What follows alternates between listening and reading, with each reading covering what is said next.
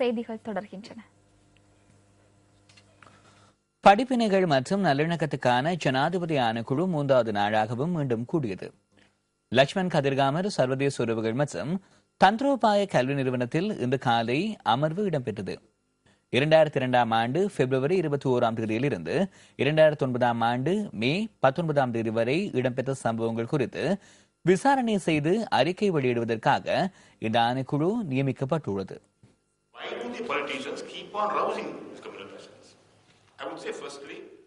ஏன் அரசியல்வாதிகள் இனவாதத்தை தூண்டுகின்றனர்? சாதாரண அரசியல்வாதிக்கும் பயங்கரவாதிக்கும் இடையில் பாரிய மாற்றம் இல்லை. அவர்களின் நல்ல நிலைக்கான அதிகாரத்தை பெற்றுக்கொள்வதே இரு தரப்புக்கும் அவசியமானது. அதனை பெற்றுக்கொள்வதற்காக அவர்கள் பயன்படுத்தும் முறையே வித்தியாசமானது.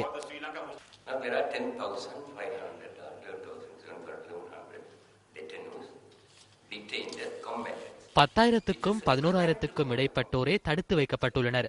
போராளிகளாகவே அவர்களை தடுத்து வைத்துள்ளனர். அவர்களை போராளிகள் என தெரிவிப்பது அநீதியாகும். அவர்கள் எமது அப்பாவை பிள்ளைகளே. அவர்கள் எல்டிடிஇ தலைவரினால் திசை திருப்பப்பட்டுள்ளனர். அவர்களை இணைத்துக் கொள்ளும் போது எல்டிடியுடன் தொடர்புபட்டவர்கள் என்று கருத்து தெரிவிக்கவில்லை. ஜனாதிபதியினால் நியமிக்கப்பட்ட படிப்பினைகள் மற்றும் நல்லிணக்க ஆணைக்குழு நாளையும் நாளை மறுதினமும் வவுனியாவில் கூட உள்ளது. நாளை காலை வவுனியா மாவட்ட செயலகத்திலும் பிற்பகல் செட்டிக்குளம் பிரதேச செயலாளர் அலுவலகத்திலும் இந்த கூட்டம் நடைபெறவுள்ளது. நாளை மறுதினம் நெடுங்கணி பிரதேச செயலகத்தில் படிப்பினைகள் மற்றும் நல்லிணக்க ஆணைக்குழுவின் அமர்வு இடம்பெற்றதாக அறிவிக்கப்பட்டுள்ளது. அத்துடன் இந்த குழுவினர் செட்டிக்குளம் நிவாரண கிராமத்திற்கு விஜயம் செய்ய உள்ளதாகவும் தெரிவிக்கப்படுகின்றது. இந்த ஆணைக்குழுவின் முன்னாள் சாட்சியம் அளிக்க விரும்பும் பொதுமக்கள் சாட்சியம் அளிக்கலாம் என வவுனியா மாவட்ட செயலகம் தெரிவித்துள்ளது. கொழும்பில் இன்று நடைபெற்ற ஊடகவியலாளர் சந்திப்பின் போது ஐக்கிய தேசிய கட்சியின் பாராளுமன்ற உறுப்பினர் ரவி கருணாநாயக்க படிப்பினைகள் மற்றும் நல்லிணக்க ஆணைக்குழு தொடர்பாக கருத்து வெளியிட்டார். படிப்பினைகள் மற்றும் மறுசீரமைப்பு ஆணைக்குழு ஒன்று செயற்படுகிறது. அது இன்று 2வது நாளாக சாட்சியங்களை பதிவு செய்தது. பல விடயங்கள் தொடர்பில் பேசப்படுகின்றன. புரிந்துணர்வு உடன்படிக்கையின் பின்னர் இடம்பெற்ற விடயங்களை தெரிவிப்பதே இதன் அடிப்படை நோக்கமாகும். அதில் இருந்தவர்கள் இன்று அமைச்சர்களாக இருக்கின்றனர். ஐக்கிய தேசிய கட்சியில் ஏதேனும் வழியில் பிரச்சனையை ஏற்படுத்த முற்பட்டால் கருணா போன்றவர்கள் ஜனநாயகத்திற்குள் எவ்வாறான பயணத்தின் மூலம் பிரவேசித்தனர் என இந்த சந்தர்ப்பத்தில் நாம் கேட்கின்றோம். இது போன்ற விடயங்களை பேசுவதற்கு ஏன் ஜிஎல்பீரிஸ் போன்றவர்களை முன்னால் கொண்டு வருவதில்லை? மடுமாதா திருத்தலத்துக்கு செல்லும் மக்களுக்காக போதுமான அளவு போக்குவரத்து வசதிகள் மேற்கொள்ளப்பட்டுள்ளதாக போக்குவரத்து அமைச்சர் குமார வெல்கம தெரிவிக்கின்றார். திருத்தலத்துக்கு செல்லும் மக்களின் நலன் கருதி விசேட ரயில் சேவையை இன்று ஆரம்பித்து வைத்து உரையாற்றும் போதே அவர் இதனை குறிப்பிட்டார். மடுமாதா ஆவணி பெருவிழாவை முன்னிட்டு இடம்பெறும் விசேட ரயில் சேவையின் முதல் பயணம் இன்று காலை நீர்கொழும்பில் ஆரம்பமானது. 700 பக்தர்கள் இந்த விசேட ரயிலில் மடு நோக்கி பயணமானர். அது තමයි පළවෙනි අවස්ථාව. පළවෙනි දවසේ මේ මඩු මංගල්‍ය උත්සවයේ සහභාගී වීමට ඒ බැතිමතුන්ට යන්න. மடு ஆவணி பெருவிழாவில் கலந்து கொள்வதற்காக செல்லும் மக்களின் நலன் கருதி விசேட 6 ரயில் வண்டிகள் சேவையில் ஈடுபடுத்தப்பட்டுள்ளன. ரயில் மூலம் மதவாச்சி செல்லும் மக்களை அங்கிருந்து ஆலயத்துக்கு அழைத்துச் செல்ல இலங்கை போக்குவரத்து சபைக்கு சொந்தமான 40 பஸ்கள் சேவையில் ஈடுபடுத்தப்பட்டுள்ளன. எனவே பக்தர்களுக்கு போக்குவரத்து குறித்து எவ்வித பிரச்சனைகளும் ஏற்பட மாட்டாது. ඒ නිසා මම හිතන්නේ මේ බැතිමතුන්ට ප්‍රවාහනය සම්බන්ධව කිසිම ගැටලුවක් ඇති වෙන්නේ නැහැ.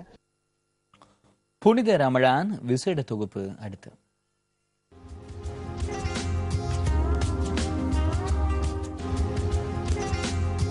அருள் நிறைந்த ரமலான் மாதத்தின் முதல் 10 நாட்களும் அல்லாஹ்வின் ரஹ்மத் நிறைந்த நாட்களாகும்.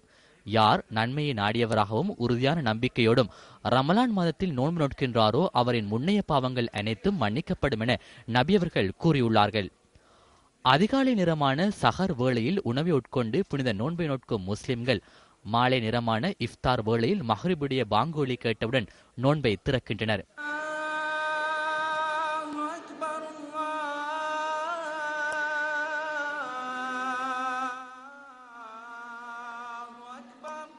இதனை முன்னிட்டு நாட்டின் பல்வேறு பகுதிகளிலும் பள்ளிவாசல்களில் விசேட இஃப்தார் நிகழ்ச்சிகள் ஏற்பாடு செய்யப்படுகின்றன.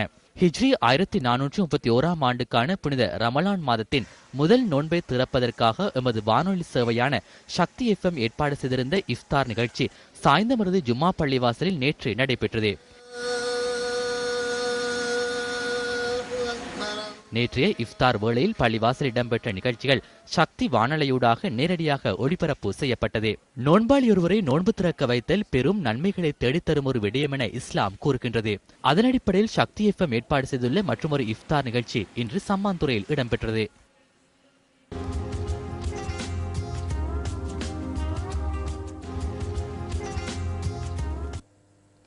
மருதானை கபிதாவத்தை ஸ்ரீ கைலாசநாதர் சுவாமி தேவஸ்தானத்தின் மகோத்சவ பெருவிழா கொடியேற்றத்துடன் இன்று ஆரம்பமானது. இன்று காலை நடைபெற்ற விசேட பூஜைகளை அடுத்து கொடியேற்றம் இடம்பெற்றது. இதில் பெருந்திரளான பக்தர்கள் கலந்து கொண்டிருந்தனர். கபிதாவத்தை ஸ்ரீ கைலாசநாதர் சுவாமி தேவஸ்தான வருடாந்த மகோத்சவத்தின் சப்பர திருவிழா இம்மாதம் 25ஆம் திகதியும், ரதோற்சவம் 26ஆம் திகதியும், தீர்த்தோற்சவம் 27ஆம் திகதியும் நடைபெற உள்ளமை குறிப்பிடத்தக்கது. இந்த திருவிழா கால பகுதியில் தினமும் காலையும் மாலையும் சுவாமி உள்வீதி வலம் வந்து பக்தர்களுக்கு அருள் புரிய உள்ளார்.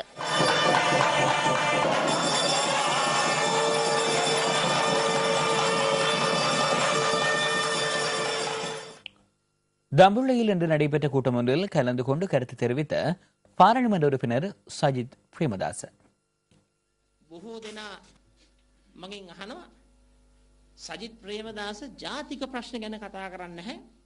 பெரும்பாலானவர்கள் என்னிடம் ஒரு விடயம் தொடர்பாக வினவுகின்றனர்.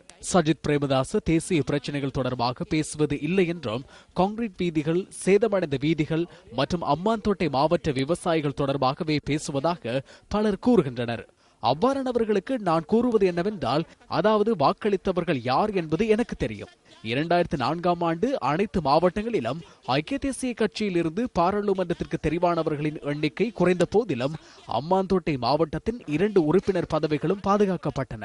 அதற்கு யார் காரணம்? வாக்களித்த மக்களே அதனை பாதுகாத்தனர். எனவே அவர்களுக்கான உரிமைகளை நான் நிறைவேற்ற வேண்டும்.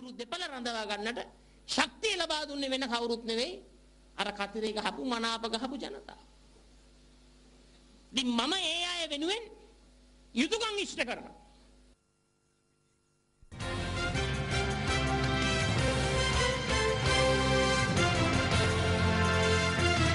சிறுகை தொழிலை வாழ்வாதார தொழிலாக மேற்கொண்டு வாழும் மக்கள் அதிகளவில் மட்டக்களப்பு மாவட்டத்தில் வாழ்கின்றனர். சூறையடி கிராமத்தில் வாழும் மக்கள் தனை வளத்தை பயன்படுத்தி சிறுகை தொழிலை மேற்கொண்டு வருகின்றனர். தனை வளத்திலிருந்து தனை ஓலை, பனங்காய், நுங்கு, பனங்கிழங்கு, ஒடியல் போன்றவற்றின் மூலம் அந்த கிராம மக்கள் அதிக நன்மை அடைகின்றனர். இருப்பினும் சுனாமி அனர்த்தத்தின் பின்னர் சூறையடியில் பனை வளம் அழிந்த போதும் அதன் பின் நடப்பட்ட பனைகள் மூலம் இந்த கிராம மக்கள் சிறுகை தொழிலை மேற்கொண்டு வருகின்றமை குறிப்பிடத்தக்கது.